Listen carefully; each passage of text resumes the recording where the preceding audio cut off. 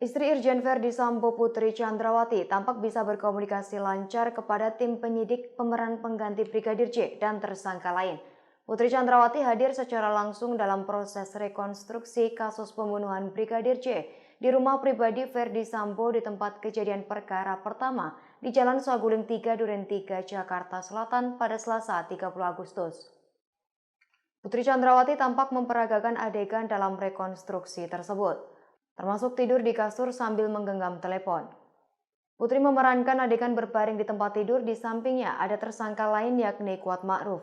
Pada Kuat Ma'ruf, Putri menunjuk ke bawah seolah mengisyaratkan Kuat Ma'ruf untuk duduk di bawah.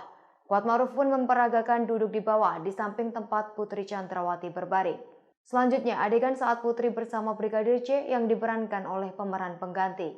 Dalam reka adegan tersebut tampak Bribka Riki menghampiri Putri, termasuk menghampiri Kuat Ma'ruf.